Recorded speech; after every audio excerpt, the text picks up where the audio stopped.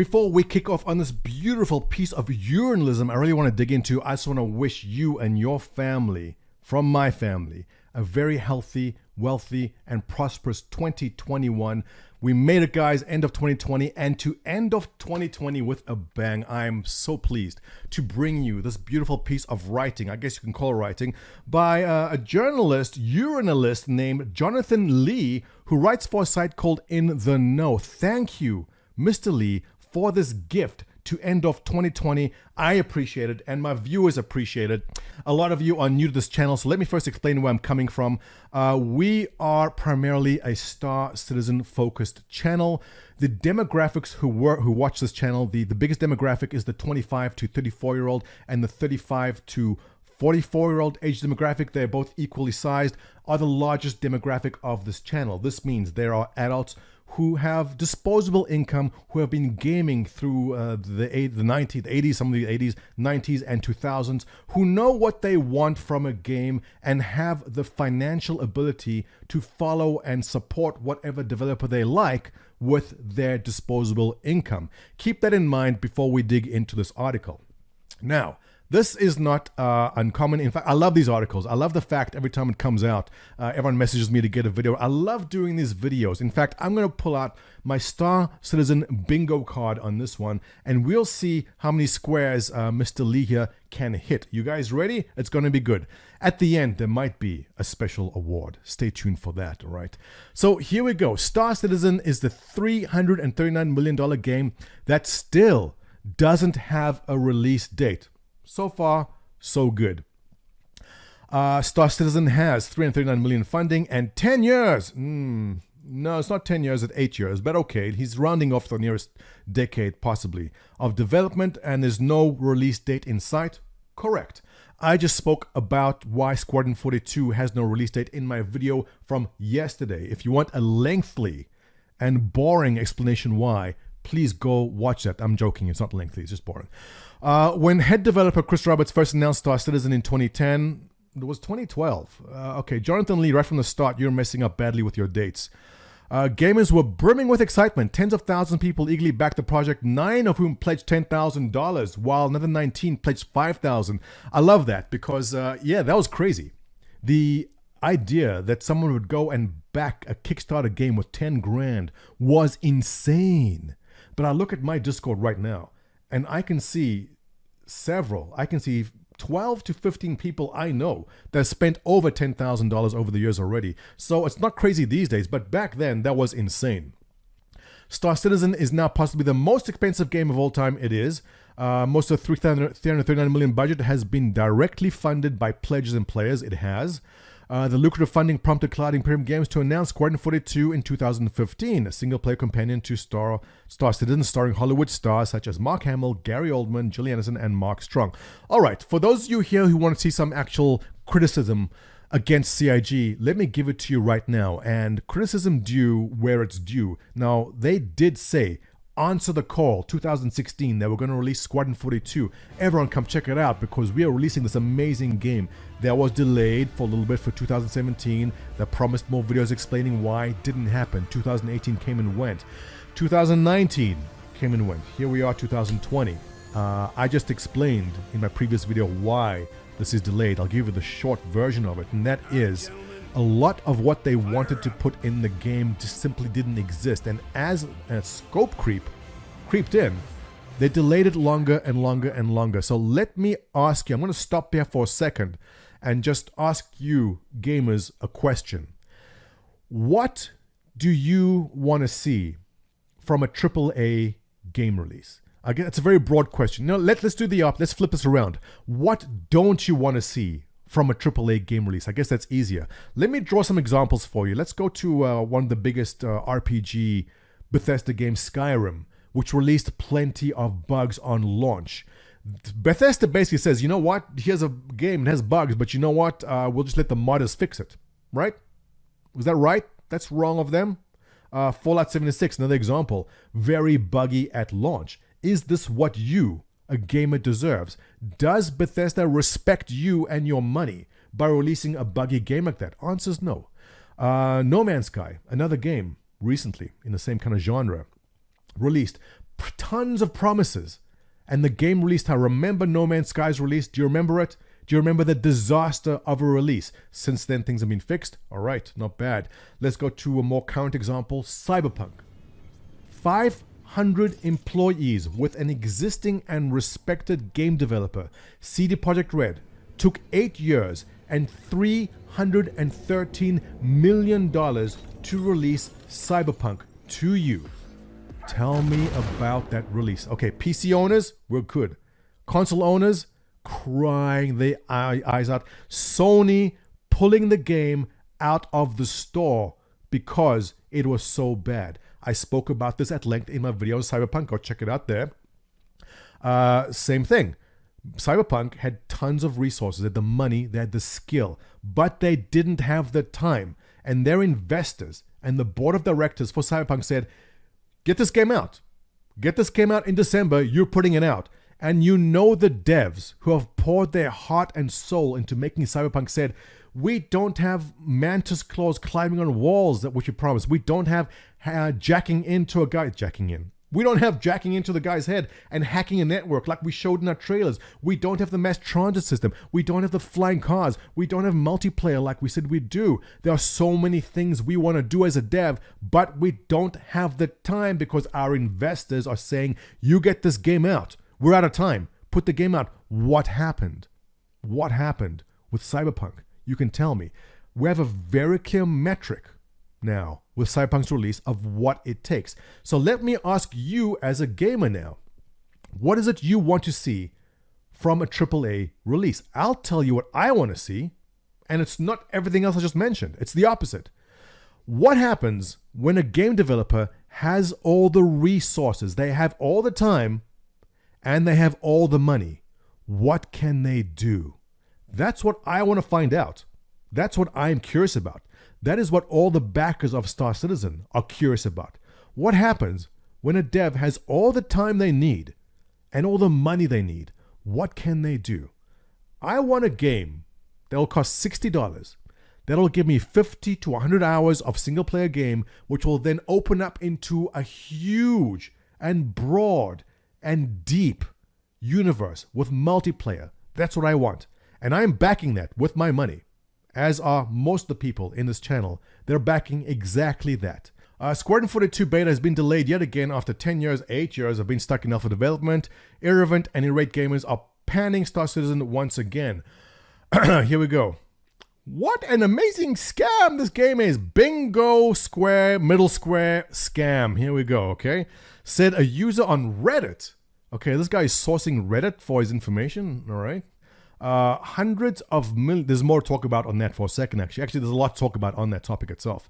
Hundreds of millions of dollars donated with nothing to show for it. Nothing to show. Left column, middle square, nothing to show. Ah, beautiful. The greatest scam in gaming history, said another. Middle square, thank you. They are perpetually developing the game in order to keep the cash flow going because they know they won't ever make any more money if it releases. Wow. I see this so often, and it is so wrong. Who thinks that majority of the gamers who will be playing Star Citizen are actually in the game right now? Any of you? In fact, well, actually, this ties in very well. Let me open this Reddit link here. Do we dare? Do we dare open it? Here we go. Here's the Reddit link. 10,000 upvotes. Star Citizen misses its beta. And scam, complaint. All right, now I'm going to read these comments. We know what they say. Or you should know. But take a look at this. Of all these comments here, all these people, how many of them are backers? Wow, I'm not even a quarter way down. How many of these guys here are backers? Keep looking. Okay, I'm halfway down the page. This is just one thread. How many of these guys are backers? How many people on r/games or r/PC games or r/gaming are backers of Star Citizen?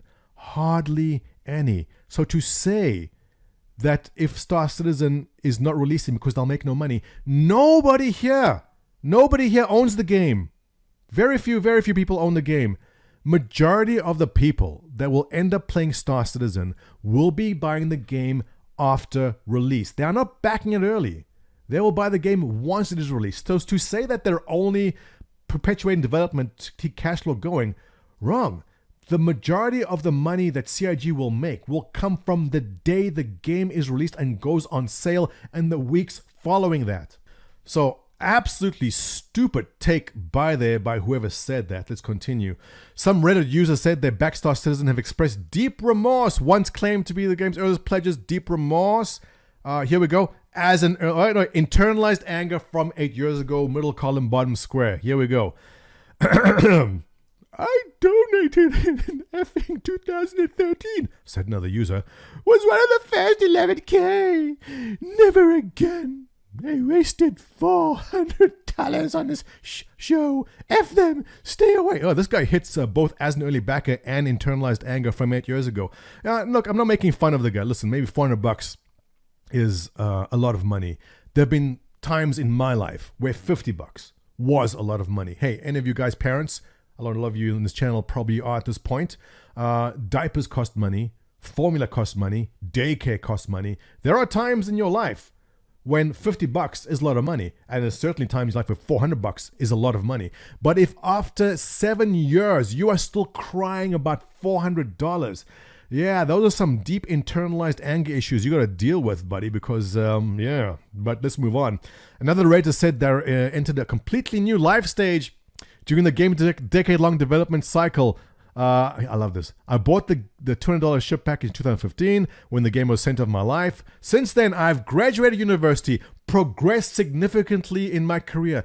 It's as if time is linear. Bought a nice house in an established neighborhood, and I've had 3 more kids. Right column, middle block, 3 wives, 17 kids. Congratulations. Almost every square hit. That's beautiful. But again, by what metric are we looking at here? How long did Cyberpunk take? 8 years. The same. Modern games take time. So I don't see how Mr. Lee, the urinalist here, thought this is a wonderful an argument to make. It's a stupid argument because we know how long games take. Star Citizen was supposed to be the crown jewel of the space simulator genre. It is. Unfortunately, what the game's backers actually got was feature creep. Feature creep? Feature creep. Bottom right-hand column. There it is. Unfortunately, what the game's backers got was feature creep, blown deadlines, and more ships to buy, but no hard release date. Starships have become a major source of income for the game. Starships are the source of income. There's some minor other licensing income streams, but starships are the major source of income for the game. So I don't know why he's saying have become. They always have been. Players have spent millions of dollars to buy them. In fact, Cloud Imperium Games once offered a Legatus package which bundles 100 starships for $27,000. $27,000 to buy starships in a game that's not even in beta yet. Just for comparison, you can buy a brand new Toyota Corolla for less than that at market price. Newsflash, Mr. Lee. The people who spend $27,000 on Star Citizen are not driving Toyota Corollas. The people who spend $27,000 on Star Citizen own the dealerships that sell you your Toyota Corolla. The people who have $27,000 in Star Citizen have stakes through their massive million-dollar portfolios, which own many shares in the companies which sell parts to Toyota to make Toyota Corollas that you buy. I've seen this argument too, people saying it's ridiculous, but I've met many people who have spent $27,000. And most of them, trust me, it's not, I don't say it's chump change, it's money, but it's not money they are crying over. But also keep in mind that the people who spent $27,000 didn't simply come along and just throw $27,000 at it. It's gradually over many years. 1 year they'll spend $1,000. The following year they'll spend $2,000. There might be a year where I'm going to buy a Javelin and Idris. They spend $5,000. And over a period of 8 years, that added up to $27,000. And once you're there, you can simply switch out what you have into the Legatus package. Congratulations, Legatus level, you have $27,000 in the game. There you go. And I know from the outside it sounds ridiculous, but really, for the demographics that watch this channel, for adults with disposable income, many of them single, also living the life, have well-paying jobs, and they have $27,000 of disposable income. maybe not only 1 year, but over a period of 3 years, over a period of 5 years, most definitely a lot of them do. This is what they chose to do. And they chose to do this because they want something which they haven't seen in a very, very long time. And that is a AAA game that launches, that has a broad scope, that has a deep and immersive universe, that has a single player campaign that lasts more than 40 hours, that has a wide and immersive galaxy to explore. And they found it, and it's called StarCitizen, and this is what they choose to do as adults with their money. They're not small kids buying V-Bucks. They're not buying Robux so they can buy some flair in Roblox. These are adults spending their money the way they want. And to have people like Jonathan Lee criticize or make fun of the fact somehow that 27,000 buys you a Turocro, ridiculous argument for trying to explain to adults what they should do with their own hard-earned money. And with that, guys, I think Jonathan Lee is the proud recipient of the very first urinal award, the Golden Urinal Award. Jonathan Lee, congratulations. You are the first winner of this prestigious award for excellence in Star Citizen journalism. What a wonderful way to end the year. Pull back up there.